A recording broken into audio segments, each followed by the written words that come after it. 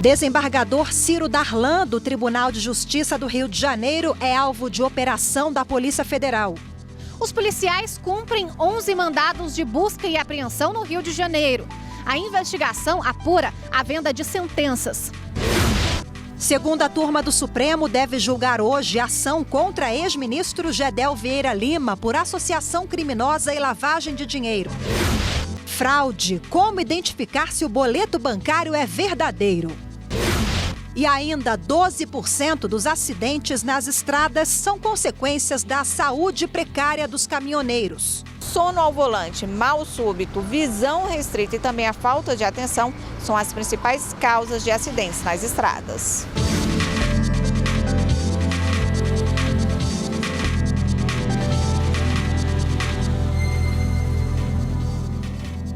Olá, boa tarde. Boa tarde. A Polícia Federal realiza a operação hoje para desarticular esquema criminoso de venda de sentenças. Um dos alvos da operação é o desembargador do Tribunal de Justiça do Rio de Janeiro, Ciro Darlan. E quem tem os detalhes e conversa com a gente ao vivo agora é a repórter Evne Araújo. Olá, Evne, muito boa tarde para você. Oi, Rafaela, boa tarde. Então, a Polícia Federal cumpriu mandados de busca e apreensão na casa e no gabinete do desembargador. Essa ação foi autorizada pelo ministro Luiz Felipe Salomão, do Superior Tribunal de Justiça. O magistrado, inclusive, já vinha sendo investigado pelo STJ pela venda de sentenças no fórum em que ele atua na capital fluminense. Segundo o inquérito, Ciro Darlan, ele usaria os plantões judiciais para conceder habeas corpus e, em troca, recebia dinheiro para isso. Bom, nós entramos em contato com o desembargador, mas ele não atendeu às nossas ligações. Rafaela, Cadu, eu volto com vocês no estúdio. Obrigado. Então, só confirmando a informação da Evne Araújo, a produção entrou em contato com o desembargador sem obter retorno até agora. E o presidente do Supremo Tribunal Federal, o ministro Dias Toffoli, recebeu hoje um grupo de senadores. Eles conversaram sobre a decisão do ministro Luiz Roberto Barroso, do STF, de autorizar os mandados de busca e apreensão no Senado Federal. A operação, realizada na semana passada, teve como alvo o senador Fernando Bezerra, do MDB, e o filho dele, o deputado federal Fernando Coelho, do Democratas. Nós estamos vindo aqui no sentido de que o poder legislativo seja harmônico e independente como deve ser e que sejam respeitadas as regras da Constituição. O ex-médico Roger Abdelmaci, condenado a 181 anos de prisão pelo estupro de 37 mulheres, vai passar por exame médico pericial no Instituto de Medicina Social e de Criminologia em São Paulo. A perícia foi solicitada à Justiça para atestar o real estado de saúde dele. Em agosto, a Justiça suspendeu a prisão domiciliar do ex-médico por suspeita de fraude nas declarações de sua condição de saúde. A Polícia Civil do Distrito Federal deflagrou a operação para prender suspeitos de cometer fraudes usando dados de servidores públicos. A Força-Tarefa identificou pelo menos 50 vítimas que tiveram informações usadas pelo grupo. De acordo com a polícia, o esquema funcionava assim. O grupo invadia o banco de dados de servidores de tribunais do Distrito Federal e de alguns órgãos federais com sede em Brasília. E com as informações fazia cadastros falsos em operadoras de telefonia e bancos. O prejuízo estimado é de R$1 milhão. Uma das formas de pagamento mais usadas no Brasil é o boleto bancário. E sabendo disso, os criminosos passaram a usar o documento para cometer fraudes. Rafaela, é preciso ficar de olho. Confirmar a origem da cobrança e os dados no Código de Pagamento são fundamentais para que os consumidores não se tornem vítimas de estelionato. A surpresa veio na hora de pagar o financiamento do apartamento. Eu abri o boleto normalmente e levei para pagar na boca do caixa e quando apareceu lá em confirmar os dados da conta, apareceu o nome de outra pessoa, sem ser a Caixa Econômica. Todo mês eu imprimo do mesmo site, todo mês é a mesma coisa, porque eu não chego a pegar o boleto que chega da Caixa, eu sempre imprimo do site. E nunca tinha dado isso, foi a primeira vez. Maíra cancelou a operação assim que percebeu e evitou o prejuízo de R$600. A jornalista entrou em contato com o banco e descobriu que o computador dela havia sido hackeado e que os criminosos clonaram a página da instituição financeira. Fraudes envolvendo boletos se tornaram comuns nos últimos anos. Os códigos de pagamentos falsos chegam pelo correio ou pela internet. Por trás da cobrança, golpistas à procura de vítimas desatentas que fazem o pagamento sem confirmar as informações. Sempre que receber boletos bancários, fique atento a estes passos. Confirme se fez alguma compra que justifique o recebimento da cobrança. Veja quem te mandou o documento e se ele tem relação com a empresa que pediu o pagamento. Cheque sempre as informações do cabeçalho e procure na internet sites que confirmem a autenticidade do boleto. A Delegacia de Repressão a Crimes Cibernéticos da Polícia Civil do Distrito Federal atua no combate de crimes como este. A recomendação, caso a pessoa suspeite da fraude, é denunciar. Se você, por exemplo, recebeu um e-mail com um boleto que você não pediu e você está vendo que aquilo ali é uma fraude, você pode enviar essa informação por ocorrência feita pela internet, não é? Ou por denúncia anônima feita pela internet. Não precisa ir numa delegacia. É importante que as pessoas denunciem para que a polícia realmente verifique a potencialidade daquele e-mail que foi utilizado para enviar vários boletos falsos. E no próximo bloco, de olho na saúde dos motoristas de caminhão. O descuido pode causar acidentes. Segundo a Abramet, a Associação Brasileira de Medicina de Tráfego, sono ao volante, mal súbito, visão restrita e também a falta de atenção são as principais causas de acidentes nas estradas.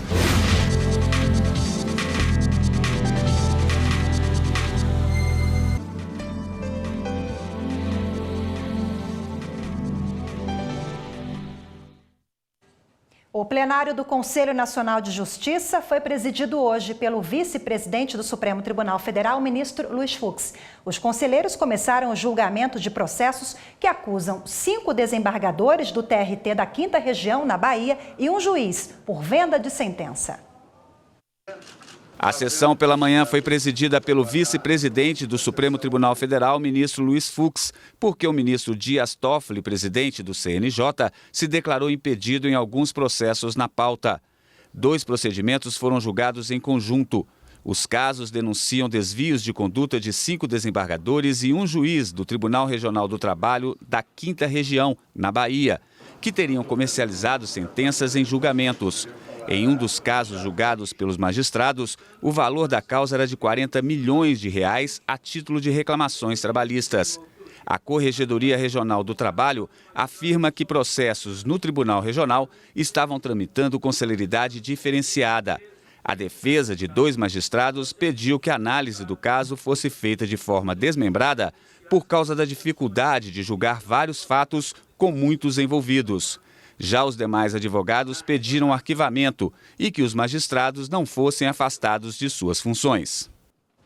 O relator dos 2 casos, Corregedor Nacional de Justiça, ministro Humberto Martins, negou o pedido de desmembramento. Quanto ao juiz do trabalho envolvido, o corregedor votou pela abertura de processo administrativo no âmbito do Conselho Nacional de Justiça por desvio de conduta. O relator também recomendou que a ex-presidente do Tribunal Regional do Trabalho, desembargadora Maria Adna Aguiar, e o desembargador Norberto Frinte sejam investigados. Eles são acusados de desvio de conduta e violação da Lei Orgânica da Magistratura e do Código de Ética da Magistratura Nacional.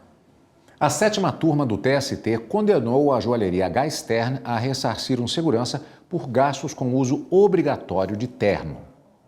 O Tribunal Regional do Trabalho da 4ª Região, no Rio Grande do Sul, havia negado o pedido de reparação ao segurança. Entendeu que o fato de a empresa exigir que o empregado use traje social sem qualquer padronização que o vincule ao empregador não assegura o direito ao recebimento do valor da roupa. Segundo o TRT, o terno é traje de uso comum na sociedade e não tem necessariamente valor elevado, diante da variedade e oferta no mercado. O segurança recorreu ao Tribunal Superior do Trabalho. No exame do recurso de revista, o relator, ministro Cláudio Brandão, afirmou que a definição de código de vestimenta se insere no poder diretivo do empregador de conduzir a atividade da melhor forma na empresa. Porém, o direito deve ser exercido em observância aos princípios da razoabilidade e da proporcionalidade e em respeito à dignidade do empregado. Para o ministro, a exigência da empresa é razoável, por ser comum o uso uso de terno por profissionais de segurança, especialmente no ambiente de joalheria de luxo. Por outro lado, ao contrário do que foi decidido pelo Tribunal Regional, não se trata de vestimenta indispensável, utilizada no dia a dia pela maioria dos trabalhadores. O relator considerou ainda desproporcional o custo da vestimenta e o salário recebido pelo segurança, de R$ 1.600. O ministro ressaltou que a exigência de terno e gravata para advogados ou para executivos em grandes empresas, por exemplo, é diferente da mesma determinação para trabalhadores de outros ramos. Estou negando provimento ao recurso de revista da reclamada e dando provimento exatamente para determinar que esse pagamento seja efetuado, e aí estou restabelecendo a sentença, pela reclamada, já que ela exigia esta vestimenta própria para os seus seguranças. A decisão da 7ª turma foi unânime. Horas e horas ao volante. A jornada excessiva de trabalho dos caminhoneiros pode prejudicar a saúde desses profissionais. Corpo e mente prejudicados podem levar a acidentes fatais, como aponta uma pesquisa da Abramed, a Associação Brasileira de Medicina Diagnóstica. Por isso é importante a realização de exames periódicos. As estradas favorecem a alta velocidade. A atenção deve ser redobrada, principalmente para quem trabalha dirigindo. Uma rotina que não é fácil. Este motorista paraibano tem a estrada como seu local de trabalho há 10 anos. E apesar de cumprir a jornada de trabalho respeitando o tempo de descanso, ele reclama de outras dificuldades. Não tem aquele local que acaba de ficar, a parada normal não tem. Chega em cada local aí que o postinho, o caminhão cabe, a gente quer ficar, o dono não quer deixar. Quando o cansaço aperta, nem sempre o repouso é em local adequado. Há 2 décadas trabalhando como motorista, Ederaldo Ferreira tem que cumprir prazo e não atrasar as entregas. Ele aponta o sono como o maior problema. Às 3 horas da tarde, encosta ali uma meia hora, 1 hora de tempo, dá uma cochiladazinha numa sombra e depois procede a viagem. A rotina desregrada dos motoristas, principalmente dos autônomos, provoca vários problemas de saúde.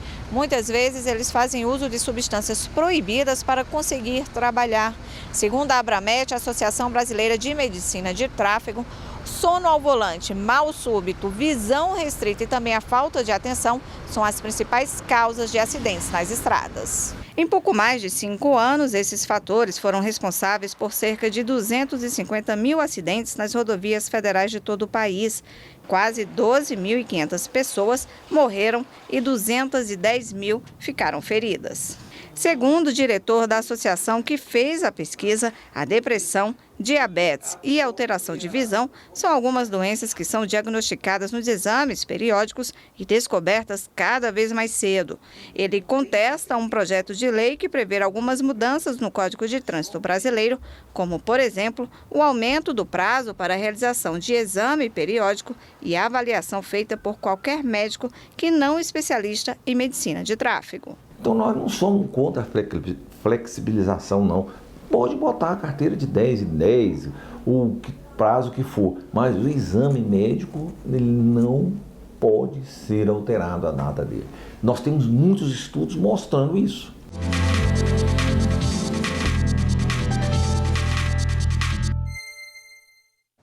E para dar continuidade ao assunto, a gente recebe agora aqui no estúdio a advogada Andréia Rezende. Seja bem-vinda mais uma vez, boa tarde. Boa tarde. Bom, como vimos na reportagem, infelizmente são dados alarmantes, 12% dos acidentes são provocados pela a saúde mental dos caminhoneiros que não anda boa. Sim. Né? E esses casos acabam desembocando na justiça? Sim, em muitos casos sim, principalmente quando tem vítima.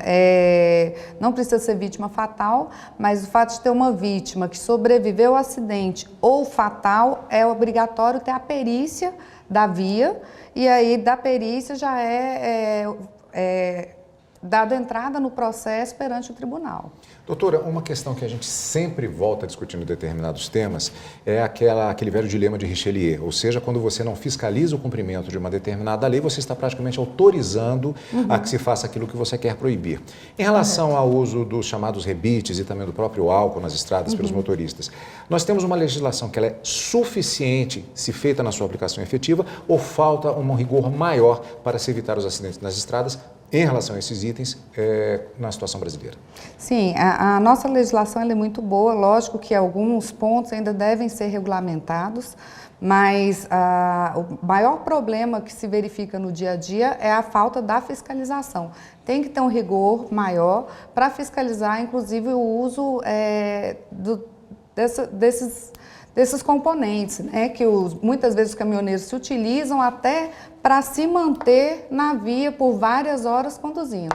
Doutora Andréia, vimos na reportagem que há um debate atual em torno da possível mudança na legislação no que se refere ao prazo maior de validade das carteiras de motoristas. Isso, como é que a senhora enxerga para os caminhoneiros? Isso pode ser prejudicial? Houve uma mudança, acredito que foi 2016, 2017, onde passou a ser obrigatório para as categorias C, D e E os exames toxicológicos. Então, antes a gente tinha os exames físico e mental, né, para avaliar se aquele caminhoneiro está apto a dirigir. Esse exame toxicológico passou a ser obrigatório também no momento de habilitação e renovação dessas habilitações ou mudança de categoria. E agora o que está se discutindo é o aumento de prazo para fazer essa renovação das habilitações. E com esse aumento de prazo, poderia ser prejudicial sim, porque os caminhoneiros e as pessoas que conduzem veículos nessas categorias passariam um tempo maior sem passar por essas avaliações. A avaliação tem que ser periódica, né? Tem que ser periódica. Então, quanto menor for o prazo de periodicidade, melhor para fiscalização, para manutenção daqueles motoristas. Quem responde na justiça quando da utilização, por exemplo, dos rebites? O motorista, a empresa, os dois respondem subsidiariamente?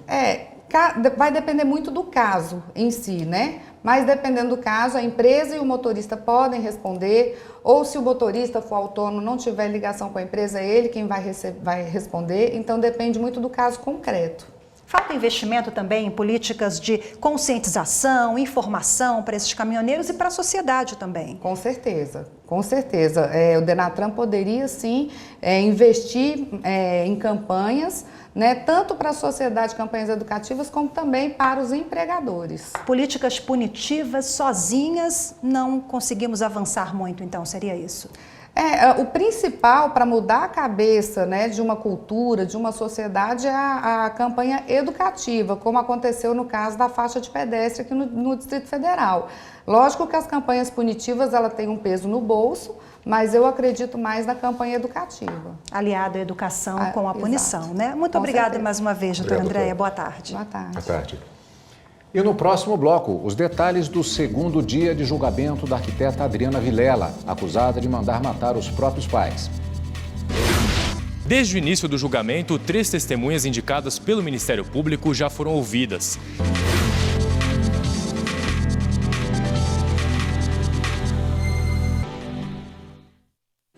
A segunda turma do Supremo Tribunal Federal deve julgar hoje à tarde o ex-ministro Gedel Vieira Lima e o irmão dele, o ex-deputado federal Lúcio Vieira Lima. Eles e mais 3 pessoas são acusados de lavagem de dinheiro e associação criminosa.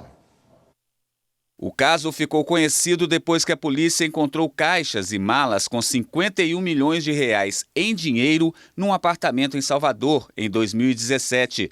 Desde então, Gedel Vieira Lima está preso. Gedel e o irmão Lúcio se tornaram réus no ano passado.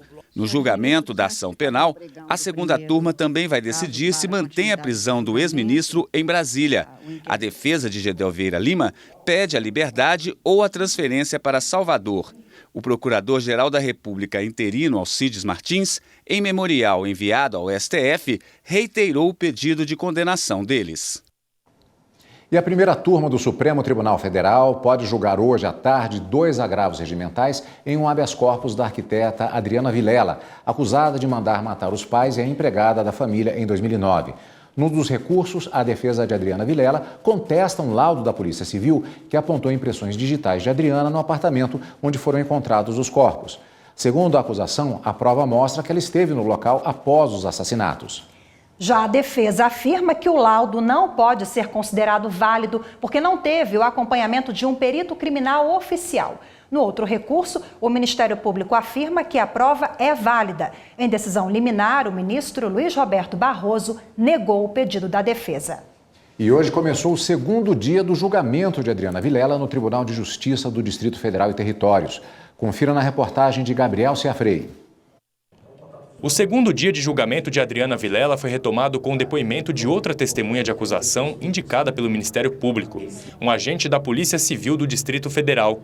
Ele não participou das investigações do caso, mas foi chamado pelo Ministério Público porque teria ouvido um preso dizer que ficou na mesma cela de Leonardo, um dos condenados pela morte do casal Vilela e da empregada da família.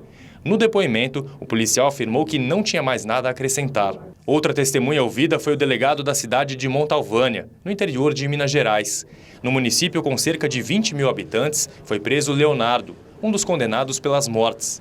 Ele falou sobre a prisão, a parte patrimonial de pessoas ligadas a Leonardo e a forma como os criminosos agiram desde a saída da cidade mineira até o momento de cometer o crime. Eles estavam com mandado de prisão do Paulo, do Paulinho, que era recluso na cadeia à época, a Polícia Civil tinha cadeia nos fundos da delegacia, e que ele queria recambiá-lo. E também ele dava notícia de que já tinha ficado sabendo que o Leonardo houvera sido torturado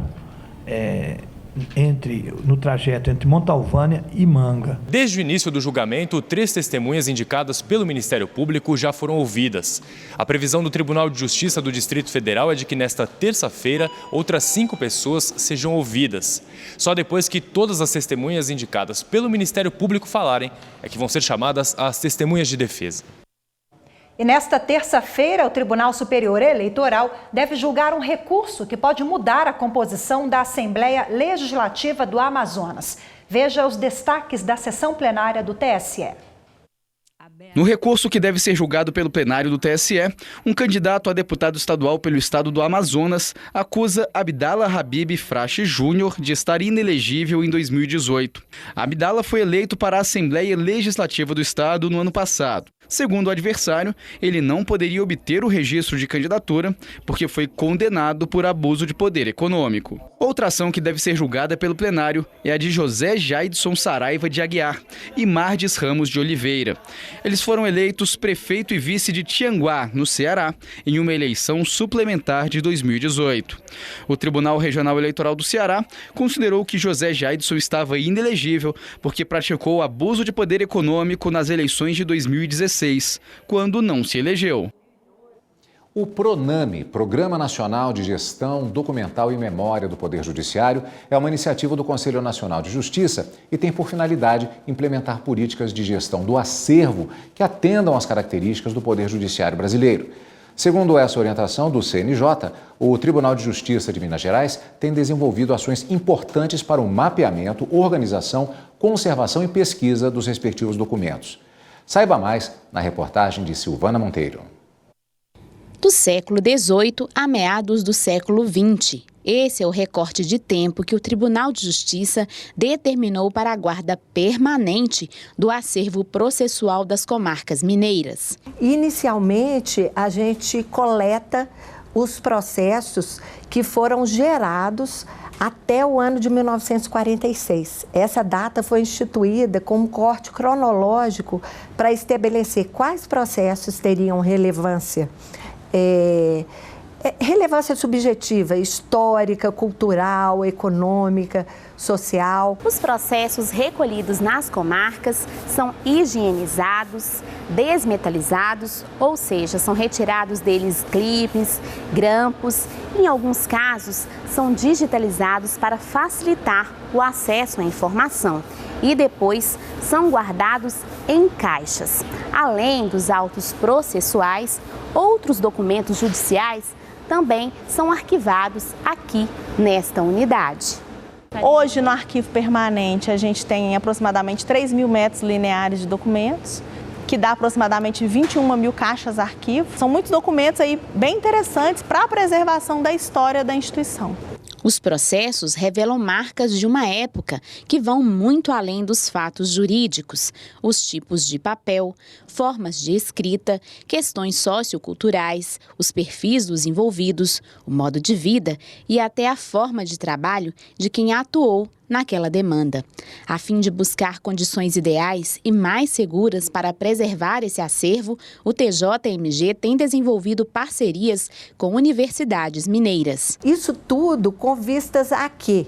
Com vistas a que nós possamos também obter dessa mão de obra qualificadíssima e interessada no nosso acervo um caminho para melhor tratar esse acervo. Atualmente, os processos são alvo de uma pesquisa que estuda a presença de pesticidas usados na conservação do papel, o que pode revelar dados importantes sobre como os documentos eram preservados tempos atrás. A partir do momento que a gente conhece esses inseticidas aqui, o acervo vai poder liberar ou não a pesquisa histórica no documento histórico. Em 2019, só nos primeiros 4 meses do ano, já foram feitas mais de 300 solicitações de pesquisa.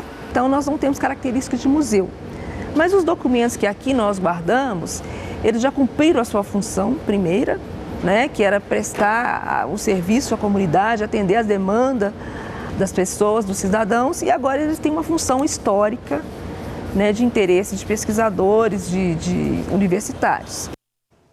E esta edição fica por aqui. Uma ótima tarde para você. Muito obrigada pela companhia e até amanhã. E fica agora com o programa Artigo 5º. Até amanhã. Tchau.